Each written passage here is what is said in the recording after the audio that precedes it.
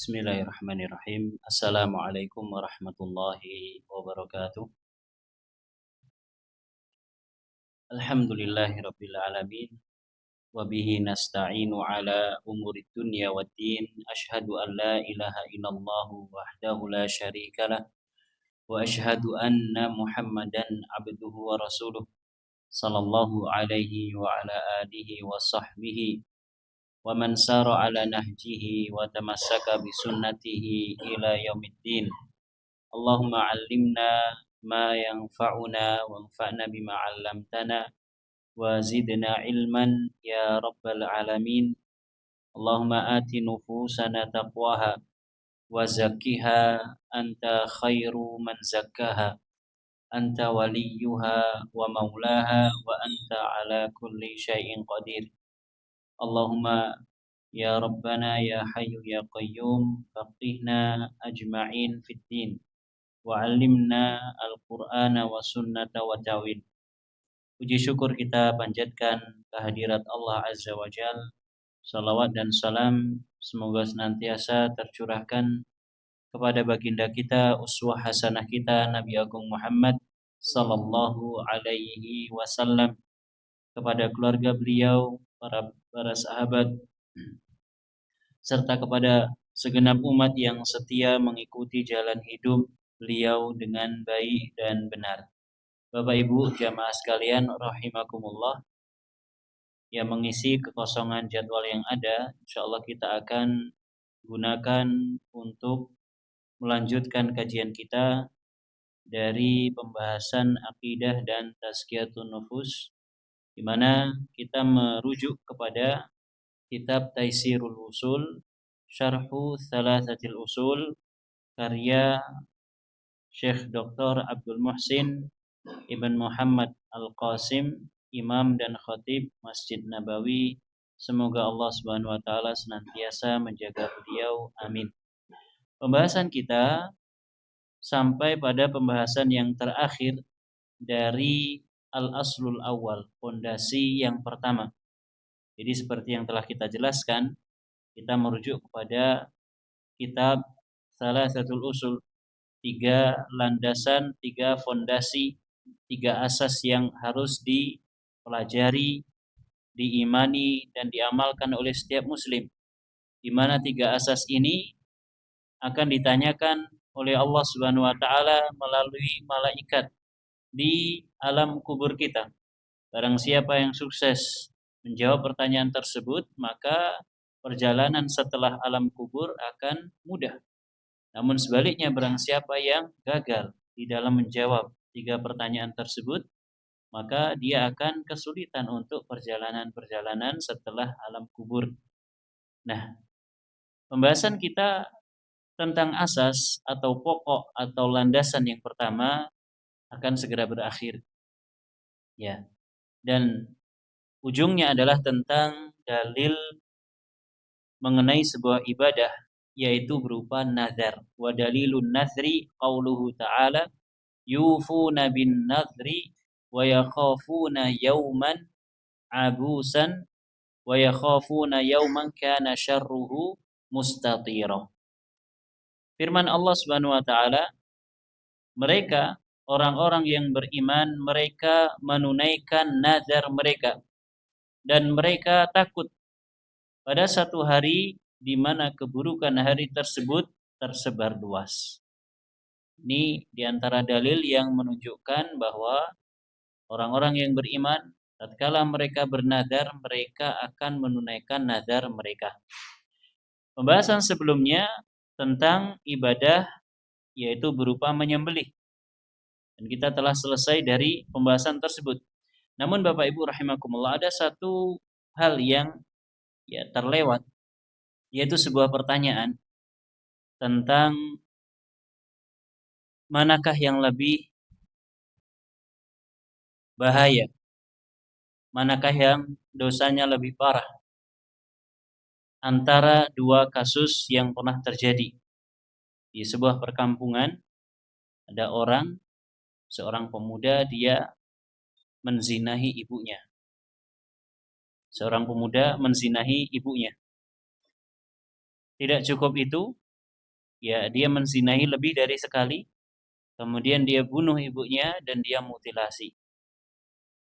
Di kampung yang lain ada orang yang akan mendirikan rumah dan dia menyembelih di salah satu atau di beberapa sudut rumah tersebut, dia menyembelih untuk jin, untuk arwah-arwah yang ditakuti atau dikagumi di daerah tersebut. Mana yang lebih berbahaya?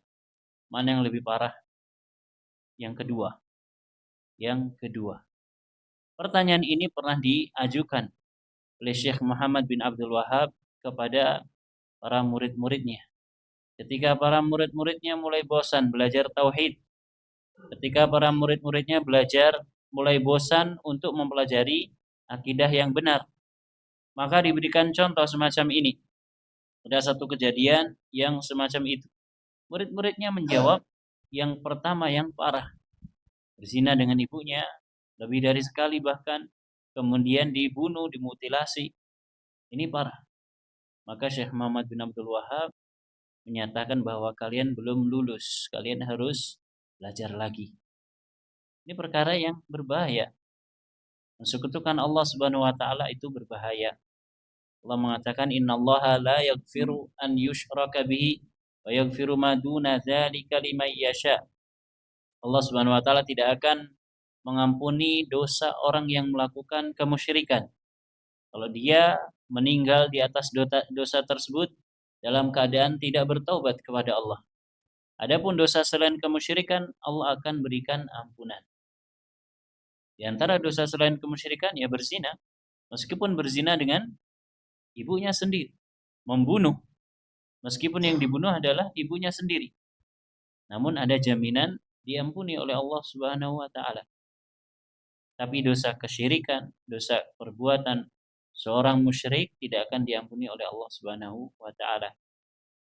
Baik, pembahasan kita malam ini adalah tentang nazar. Nazar definisinya Bapak Ibu rahimakumullah, yaitu adalah ijabul mukallafi ala nafsihi ma laisa wajiban alaihi bi asli syar'i wa huwa ibadatun yajibu ikhlasuha lillahi ta'ala. Nazar adalah satu istilah yang saya kira sudah menjadi bagian dari bahasa kita. Nazar sudah menjadi bagian dari bahasa kita. Betul atau tidak? Betul. Ya, saya bernazar kalau saya nanti bisa lolos, saya akan melakukan ini. Saya bernazar kalau saya bisa misalkan lolos PNS, saya akan bersedekah dengan gaji pertama saya. Semuanya akan saya serahkan untuk panti asuhan tertentu. Ini nazar. Maka definisinya, nazar adalah seorang mukallaf, dia mewajibkan atas dirinya sendiri. Dia mewajibkan atas atau untuk dirinya sendiri hal-hal yang pada asalnya tidak wajib menurut syariat. Jadi pada asalnya nazar itu hukumnya tidak wajib. Orang yang ikut tes pegawai negeri sipil Apakah wajib kalau dia nanti keterima dia akan mensedekahkan gaji pertamanya untuk panti asuhan tertentu? Wajib napa mboten? Tidak. Enggak ada kewajiban dari peraturan pemerintah, tidak ada peraturan agama juga tidak ada. Orang yang lulus dengan IP 5, oh di Indonesia enggak 5, berapa Indonesia 4. Orang yang lulus dengan IP 4 bulat, dia bernazar kalau saya bisa lulus kurang dari 4 tahun. Bisa ya kalau kurang dari 4 tahun? Kurang dari 4 tahun dengan IP bulat 4, saya bernazar akan misalkan melakukan ibadah tertentu. Saya akan umroh setelah wisuda. Atau saya akan mengumrohkan ibu dan bapak saya setelah wisuda. Misalkan, ini nazar. Saya akan berpuasa selama 1 minggu. Ini nazar. Ya pada asalnya tidak wajib. Gak ada kewajiban puasa 1 minggu. Gak ada. Gak ada kewajiban umroh atau mengumrohkan ibu dan bapak. Gak ada. Kewajiban umroh ya mengumrohkan diri sendiri. Ya, tidak kepada orang tua atau orang lain. Maka ini adalah nadar. Asalnya dia tidak wajib, kemudian diwajibkan oleh seseorang kepada dirinya sendiri. Contoh yang lain, nadar seperti apa Pak? Yang sering terjadi di kalangan kita. Contohnya apa? Nek aku duwe anak lanang, ya anaknya wedok terus. Nek aku diparingi anak lanang, aku nazar arep tak tanggapke jadilan. Nah, nazar nama sana sih. Nazar. Ini termasuk nazar. Dan ini pernah terjadi pada salah satu kakek saya. Kalau punya anak laki-laki akan ditanggapke wayang. Karena setiap punya anak laki-laki meninggal, punya anak laki-laki meninggal. Dapat anak laki-laki, nazarnya kalau punya anak laki-laki sampai balik, sampai sunat akan ditanggapkan wayang. Nazar dan dipenuhi sama kakek saya. Cuman masalahnya apakah nazar yang semacam ini diperbolehkan atau tidak, nanti akan kita bahas di belakang insyaallah. Wa huwa ibadatun yajibu ikhlasuha lillah. Dan nazar adalah ibadah yang wajib diikhlaskan, yang wajib dimurnikan, tujuannya hanya untuk Allah. Dalilnya, dalilun nadri ala annahu ibadatun la yusrafu illa lillah. Dalil yang menunjukkan bahwa nazar adalah ibadah tidak boleh diarahkan, ditujukan kecuali hanya kepada Allah. Firman Allah Subhanahu wa taala fi ma'ridis sana'i ala man waffa bin nazri. Allah berfirman ketika memberikan pujian, sanjungan kepada orang-orang yang menunaikan nazar mereka. Namanya nazar harus ditunaikan karena dia seperti sumpah. Kata Allah, yufuna bin nazri.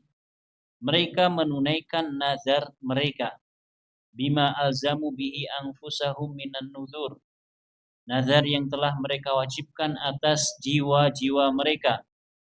Wa idza kanu yufuna bima huwa ghairu wajib fil asli alaihim illa bi ijabihim ala anfusihim. Dan tatkala mereka mau menunaikan sesuatu yang pada asalnya tidak wajib atas diri mereka. Pada asalnya tidak wajib kecuali setelah mereka wajibkan untuk diri mereka. Fa fi'luhum wa qiyamuhum bil furudil asliyah min babi aula wa ahra. Maka ketika mereka mengerjakan kewajiban-kewajiban yang wajib, yang fardu, yang memang pada asalnya fardu, maka ini mimbabi aula wa ahra, lebih ditekankan lagi. Ya kalau nazar saja pada asalnya tidak wajib, maka sesuatu yang pada asalnya wajib tentu harus ditunaikan. Ya kalau orang bernazar saja dia tidak wajib, maka yang pada asalnya wajib harus ditunaikan. Atau sebaliknya, orang-orang ini kenapa dipuji oleh Allah Subhanahu wa taala? Karena mereka Sesuatu yang tidak wajib saja mereka tunaikan, mereka kerjakan, apalagi sesuatu yang pada asalnya wajib. Tentu pasti mereka akan tunaikan.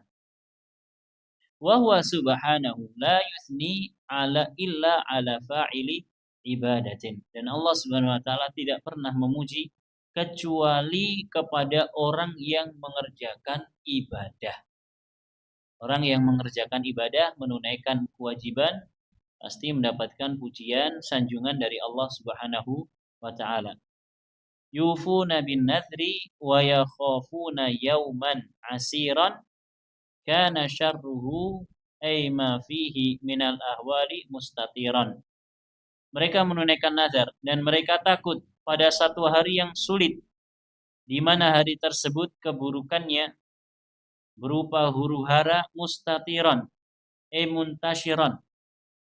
Keburukan yang ada pada hari kiamat kelak adalah keburukan yang merata. Semua mendapatkan keburukan, mendapatkan huru-hara.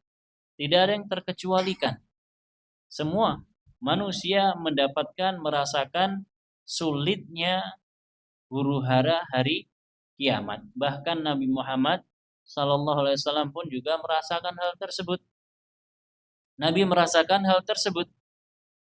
Apalagi manusia selain Nabi. Nabi Muhammad merasakan. Para Nabi yang lain pun juga demikian. Apalagi manusia yang lain. Tidak ada seorang pun pasti akan merasakan dahsyatnya hari kiamat. Kalau ada orang yang bilang, wali fulan, wali A ini akan selamat dari goncangan hari kiamat. Kalau ada orang yang bilang semacam itu, maka kita katakan dusta. Nabi Muhammad saja mengalami. Guncangan hari kiamat akan dirasakan oleh beliau sallallahu alaihi wasallam. Demikian pula para nabi-nabi yang lain alaihi wassalam akan merasakan dahsyatnya hari kiamat. Apalagi manusia selain nabi, tentu lebih pantas untuk mendapatkan rasa kecemasan di hari kiamat kelak. Mereka, orang-orang yang menunaikan nazar ini, mereka takut. Kalau tidak menunaikan nazar, mereka takut di hari di mana bumi akan diguncang. Di hari di mana Allah menegakkan hari kiamat, mereka akan mendapatkan balasannya. Wa yakhafuna yauman kana syarruhu mustatiran. Muntashiran, tersebar luas, semua merasakan yaitu keburukan hari kiamat atau dampak daripada hari kiamat. Wa qasiyan, kuat, keras, alan nasi illa man rahimallah. Semua manusia merasakan kerasnya hari kiamat kecuali orang-orang yang dirahmati oleh Allah Subhanahu wa taala. Wal muslim qalbuhu mu'allaqun billah. Adapun seorang muslim maka hatinya senantiasa terpaut kepada Allah Subhanahu wa taala. La yasrifu ayya naw'in minal ibadati li ghairillah. Tidak pernah seorang muslim sejati, dia tidak akan pernah mengarahkan satu jenis ibadah kepada selain Allah. Ini seorang muslim sejati, hatinya senantiasa terpaut kepada Allah Subhanahu wa taala dimanapun dan kapanpun. Hatinya senantiasa terpaut kepada Allah Subhanahu wa taala, bergantung kepada Allah Subhanahu wa taala. Dalam masalah-masalah selain ibadah senantiasa bergantung kepada Allah. Apalagi dalam masalah ibadah, tentu dia akan semakin bergantung, tertuju kepada Allah Subhanahu wa taala.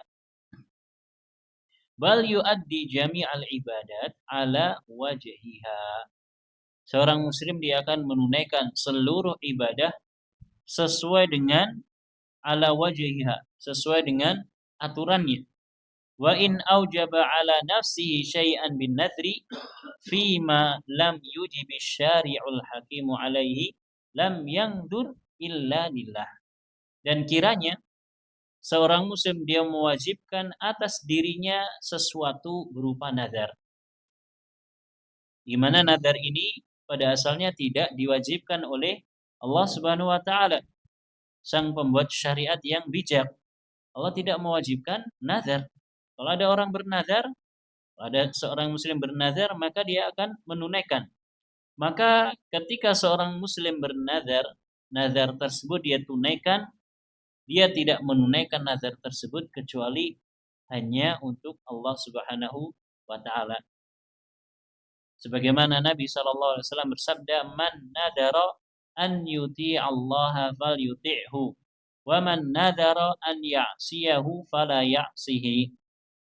Barang siapa yang bernazar untuk taat kepada Allah Subhanahu wa taala, hendaknya dia taat kepada Allah, hendaknya dia merealisasikan nazarnya.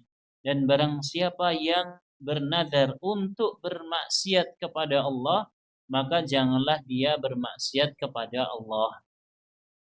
Berarti kalau kita kembali ke contoh yang tadi saya sebutkan, nek akun duwe anak lanang sampai balik pas sunat tak tanggapi wayang.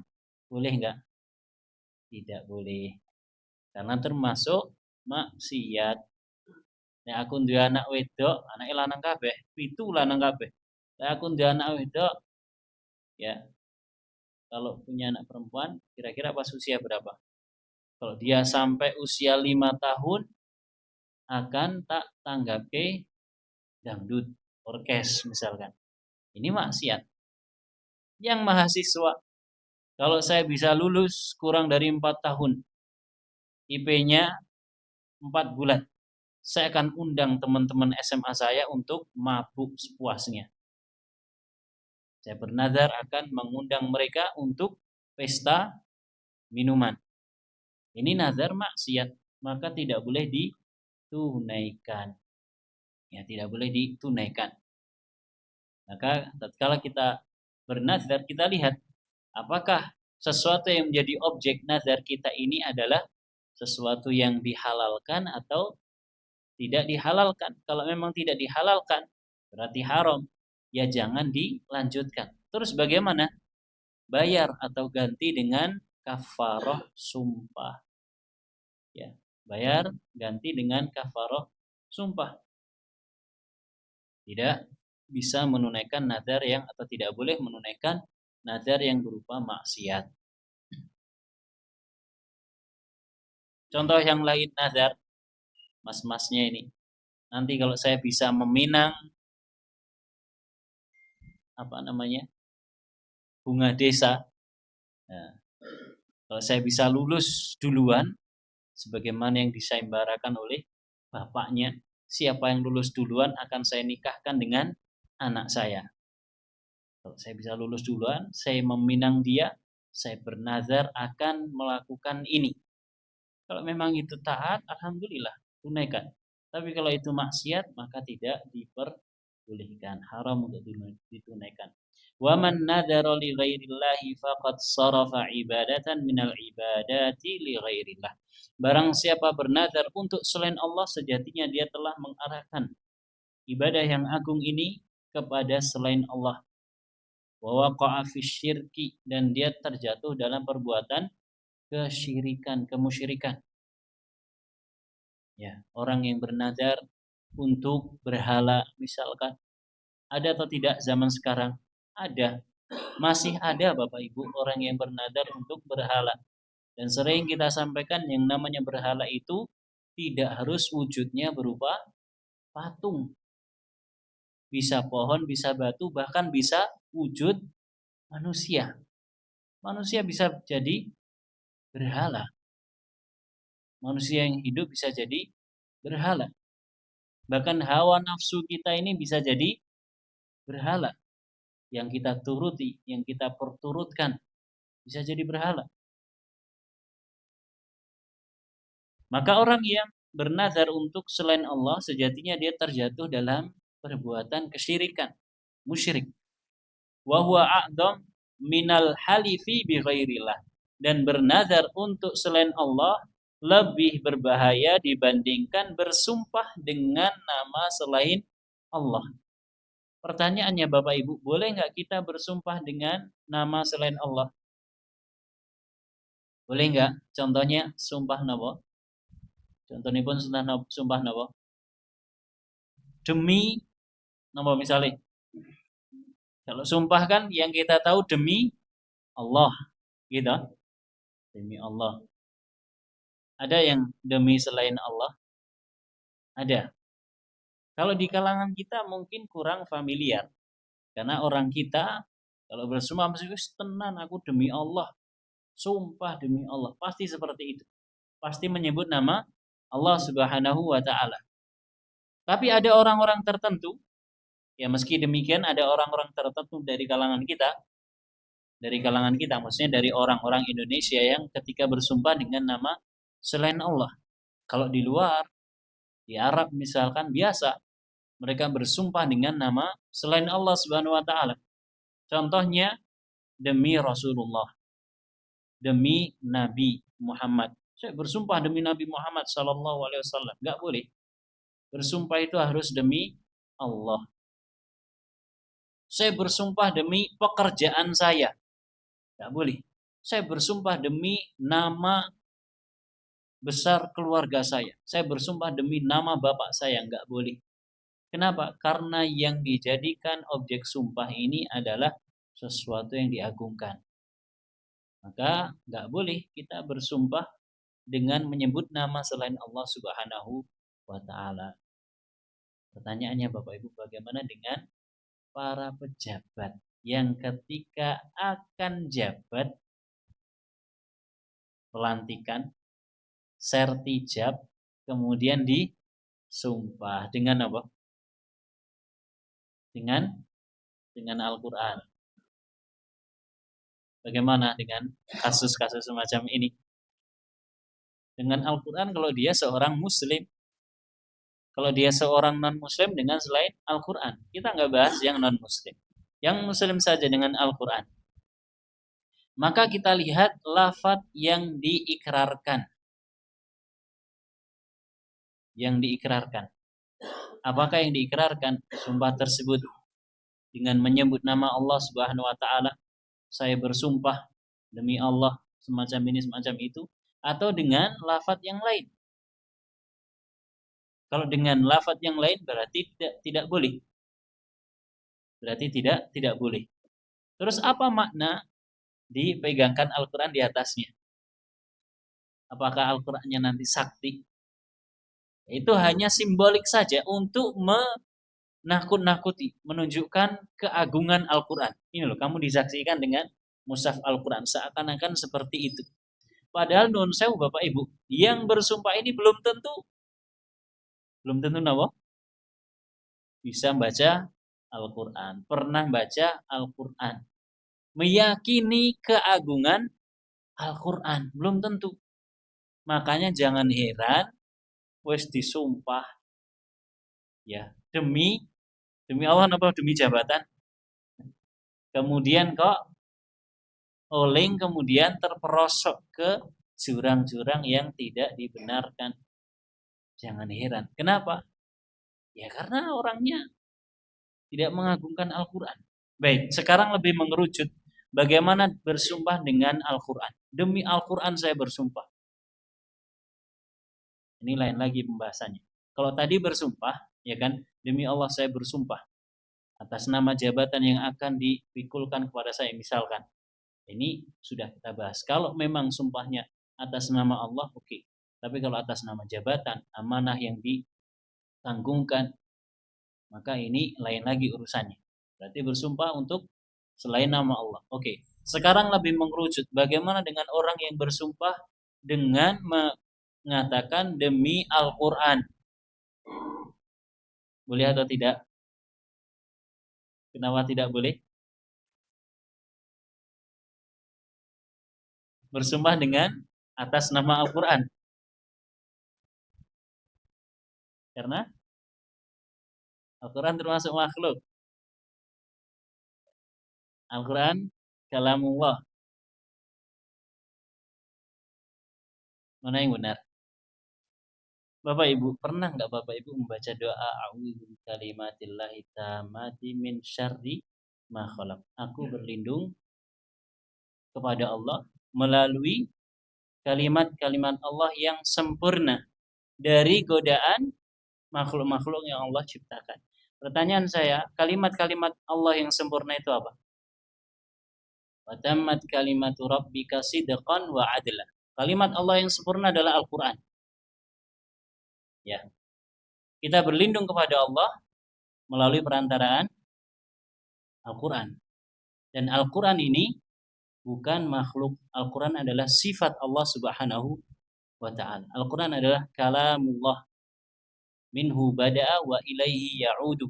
Al-Quran adalah kalamullah, firman Allah. Kenapa? Karena Allah tidak pernah menciptakan Al-Quran. Kalau Al-Quran makhluk, berarti Allah menciptakan Al-Quran. Seperti menciptakan kita atau menciptakan alam semesta. Tapi Allah berfirman dengan suara, dengan huruf yang ada pada Al-Quran tersebut. Al-Quran adalah firman Allah, kalamullah. Firman itu artinya ucapan atau kalam. Maka ketika bersumpah dengan nama Al-Quran, hukumnya bagaimana? Wallahu a'lam, setahu saya boleh.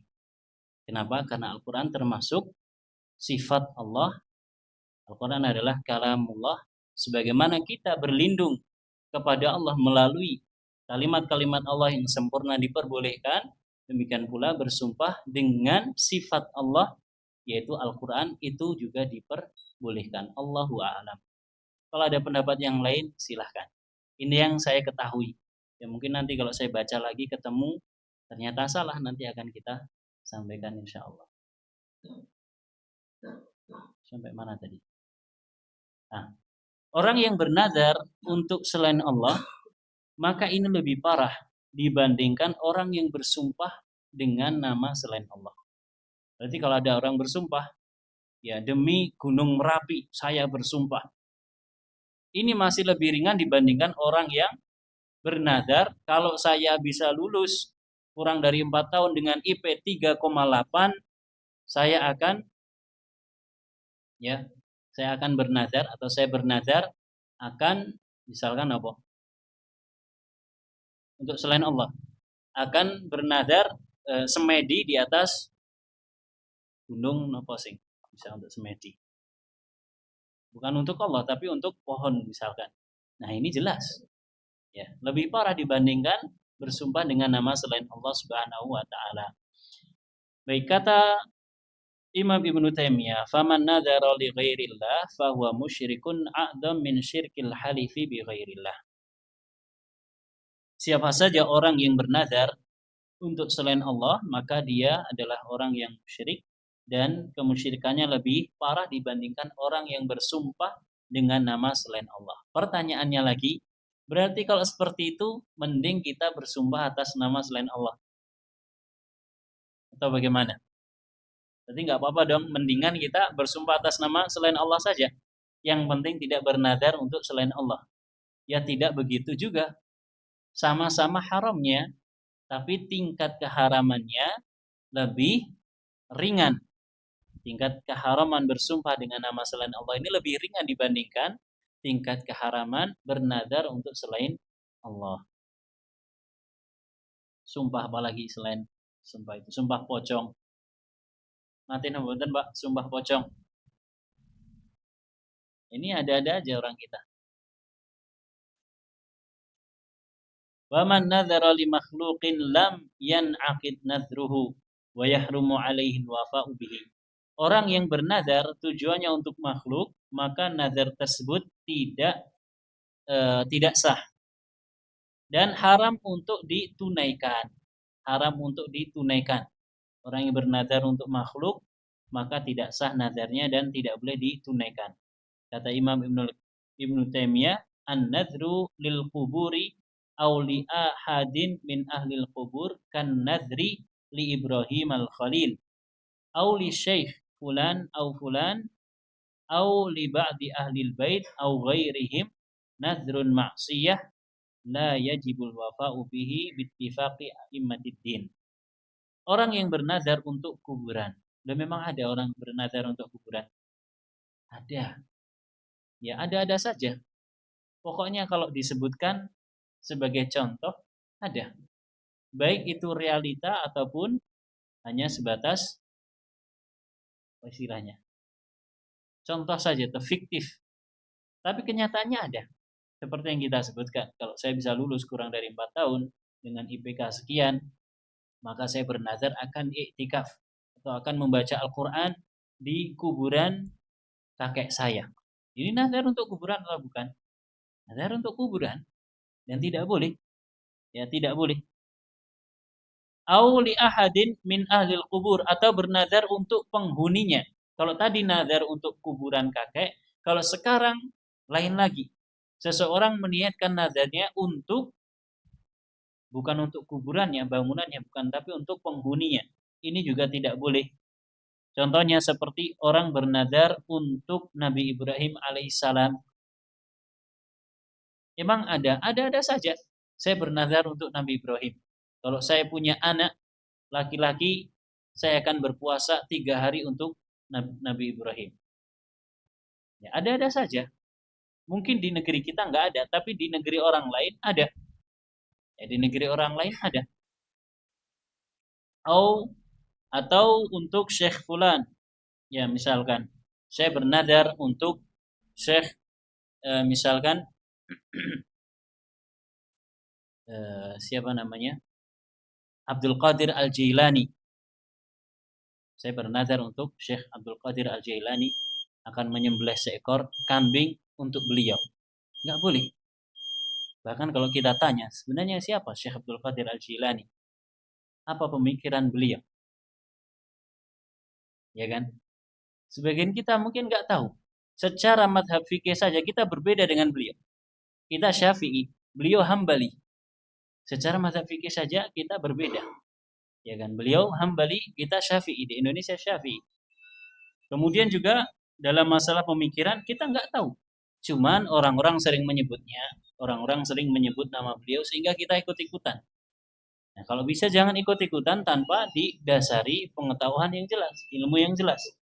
Maka nggak boleh seseorang bernadar untuk syekh tertentu. Au ghairihim, atau selainnya dari kalangan ahlul bait. Ahlul bait niku sinten? Siapa ahlul bait? Keluarga Nabi Shallallahu Alaihi Wasallam. Pertanyaannya, keluarga Nabi yang seperti apa? Kemarin telah kita bahas. Ahlul bait itu adalah orang-orang yang haram mendapatkan sedekah. Bani Hashim. Ahlul bait itu tidak hanya para habaib saja. Bani Hashim secara keseluruhan. Habaib sendiri itu, Bapak Ibu, yang saya tahu itu hanya dikhususkan keturunan Al-Husain bin Ali saja. Kan ada Al-Hasan, ada Al-Husain. Masih punya saudara yang lain seperti Muhammad Al-Hanafiyah. Tapi yang dikenal oleh kaum muslimin Al-Hasan dan Al-Husain. Nah, Ahlul Bait ini hanya keturunan dari Al-Husain saja. Nah, terus keturunan Al-Hasan bukan Ahlul Bait. Menurut mereka bukan, atau maaf, bukan termasuk Habib. Menurut mereka bukan. Dan terus apa dong? Menurut mereka Sayyid. Ya, kalau keturunannya Hasan itu Sayyid. Pernah dengar ya Sayyid? Misalkan Sayyid Al-Alawi, Al-Maliki atau apa saya lupa. Itu Sayyid, keturunannya Hasan. Adapun Habaib itu keturunannya Husain. Ini yang saya tahu. Padahal Bapak Ibu, antara Hasan dan Husain, putranya Ali bin Abi Thalib, mana yang lebih afdal? Secara afdaliyah, mana? Siapa yang lebih afdal antara keduanya? Siapa? Enggak. Yang afdal adalah Al-Hasan. Al-Hasan bin Ali yang lebih afdal. Nabi pernah berdoa kepada Allah Subhanahu wa taala atau menginformasikan kepada para sahabat bahwasanya inna bni hada, sesungguhnya cucuku ini akan menjadi penengah dari dua kubu kaum muslimin yang berseteru. Sebelumnya beliau menyampaikan bahwasanya dia adalah sayyidu, adalah penghulu, orang terdepan dan akan mendamaikan antara dua kubu. Benar, ketika Ali bin Abi Thalib meninggal, tampuk kepemimpinan kaum muslimin dilanjutkan siapa? Al-Hasan bin Ali. Dan Al-Hasan bin Ali pada akhirnya dia mengundurkan diri dari kekhalifahan dan menyerahkan kekhalifahan kepada Muawiyah. Kemudian damailah kaum muslimin. Ini yang lebih utama, Al-Hasan. Tetapi orang-orang mengalu-alukan Al-Husain. Nah, ini ada peran dari orang-orang Syiah. Orang-orang Syiah senantiasa menyebut Al-Husain, Al-Husain, Al-Husain. Padahal yang afdal adalah Al-Hasan. Ya, Abu Bakar, Umar, Utsman, Ali. Selanjutnya adalah Al-Hasan bin Ali. Baru setelah itu Muawiyah bin Abi Sufyan. Wallahu ta'ala a'lam. Kenapa kita Ahlul Bait? Enggak boleh kita bernazar untuk Ahlul Bait. Baik, adzan dulu monggo.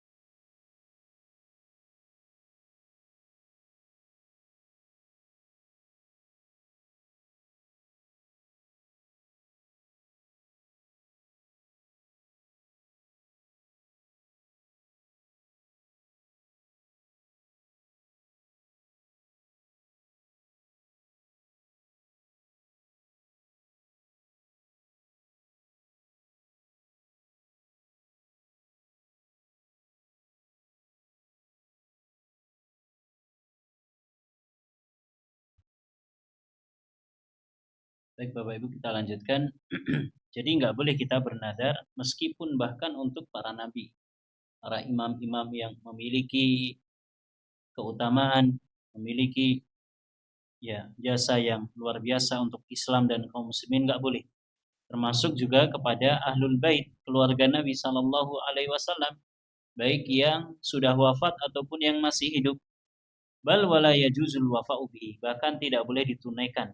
Fa innahu qad thabata fi sahihi 'ani Nabi sallallahu alaihi wasallam annahu qala, karena sungguh di dalam kitab sahih, ya di dalam kitab hadis yang riwayatnya sahih, Nabi sallallahu alaihi wasallam bersabda, "Man nadara an yuti' Allah falyuti'hu wa man nadara an ya'siyahu fala ya'sihi." Rawahu Bukhari. Barang siapa yang bernazar untuk taat kepada Allah, maka hendaknya dia melakukannya, menunaikan nazar taat tersebut. Barang siapa yang bernazar untuk bermaksiat kepada Allah, maka janganlah dia tunaikan. Tidak boleh, termasuk kemaksiatan. Meskipun ditunaikan untuk Ahlul Bait, untuk para imam-imam, untuk para sahabat, bahkan untuk para nabi, tidak diperbolehkan. Wa kaifa tusraful ibadatu li makhluqin la yamliku naf'an wa la yadfa'u darran. Hadza min a'zamil buhtan. Bagaimana mungkin ibadah itu ditunaikan untuk makhluk yang tidak bisa mendatangkan manfaat atau menolak madarat? Ini merupakan kedustaan yang besar. Kalau kita mengarahkan ibadah kita untuk makhluk, makhluk itu nggak bisa mendatangkan kebaikan untuk kita atau menolak keburukan untuk kita. Allah yang bisa mendatangkan kebaikan dan menolak keburukan. Wan nadhru la yusrafu illa lillah. Nadar tidak boleh ditunaikan kecuali hanya untuk Allah. Wa in nadhara lillahi fi ta'atin wajibal wafa'u bihi. Maka kalau ada orang bernadar dalam ketaatan, dia wajib untuk menunaikan. Kita akan selesaikan Bapak Ibu, hanya tinggal satu paragraf. Wa aqnun nadhri lillahi ibtida'an makruh. Ini hukumnya. Orang bernadar untuk Allah Subhanahu wa taala, orang bernadar lillahi taala, hukum asalnya adalah makruh. Nadar itu bukan wajib, bukan pula sunnah. Hukumnya apa? Makruh. Ya. Dan jangan banyak bernadar. Ya, nanti berat untuk merealisasikannya, menunaikannya. Dan hukum asalnya adalah makruh. Wa akhbaran Nabi sallallahu alaihi wasallam, dan Nabi SAW mengabarkan annahu la yaruddu syai'an. Yang namanya nadar itu tidak bisa menolak sesuatu apapun. Gak bisa digunakan untuk tolak bala. Nadar tidak bisa digunakan untuk tolak bala. Wa innama yustakhraju bihi minal bakhil. Kata Nabi, nadar itu tidaklah keluar. Yustakhraj itu keluar tapi dengan cara yang agak dipaksa. Kalau yukhraj itu keluar. Kalau yustakhraj, kalau ini yukhraj, dikeluarkan, ya kan. Tapi kalau ditariknya sulit, itu namanya yustakhraj. Kata Nabi, nazar itu tidak dikeluarkan kecuali dari orang yang bakhil. Bakhil ini apa? Pelit apa medit? Medit, pelit. Kenapa demikian? Karena dia tidak akan melakukan ibadah tertentu kecuali kalau sama Allah Subhanahu wa taala dikasih kenikmatan tertentu. Seakan-akan ya Allah, kalau engkau ya Allah mau memberikan untukku ini, maka aku akan berikan untukmu ibadah ini. Ya, dia seakan-akan tawar-menawar sama Allah Subhanahu wa taala. Pelit. Tidak dikeluarkan kecuali dari orang yang pelit. Orang kepentok nazar, yakin wong kuwi ora bakal sedekah. Ya gara-gara nazar. Kebajut nazar lillahi taala, aku bakal sedekah nek ibuku sembuh. Sedekah 3 juta. Ternyata sembuh. Aduh, nazar. Akhirnya mau tidak mau akan bersedekah. Asalnya tidak wajib, bahkan makruh. Walakin in nadhara la yahillu lahu an yanzura illa lillahi fahasab, di anna nadhra ibadah. Namun perlu digarisbawahi, orang yang bernadar tidak boleh bernadar kecuali harus lillahi ta'ala saja. Tidak boleh untuk selainnya. Karena nazar adalah bagian dari ibadah. Wallahu ta'ala a'lamu bishawab. Karena itu Bapak Ibu, sebagaimana kita sampaikan, ya jangan banyak bernazar. Ya jangan banyak bernazar. Berangan-angan, engkau aku sugih, aku nazar harap gawe panti asuhan. Bocah-bocah sing terlantar kae harap tak asuh. Lillahi ta'ala insyaallah. Lek aku sugih. Lah kok ternyata Allah berikan kekayaan. Ya harus tunaikan. Bangun panti asuhan. Kemudian cari anak-anak yang terlantar dan seterusnya. Karena itu jangan banyak bernazar. Wallahu ta'ala alam bishawab. Ini yang bisa disampaikan, mudah-mudahan bermanfaat. Dan dengan ini walhamdulillah kita telah selesai dari pembahasan al-aslul awal, asas yang pertama, yaitu mengenal Allah Subhanahu wa taala, dan diakhiri dengan pembahasan ibadah berupa nazar ini. Semoga bermanfaat. Kita akhiri dengan doa kafaratul majlis. Subhanakallahumma wa bihamdika asyhadu an la ilaha illa anta astaghfiruka wa atubu ilaik. Wa sallallahu ala nabiyyina Muhammad wa ala alihi wa sahbihi wa sallama tasliman katsira. Wassalamu alaikum warahmatullahi wabarakatuh.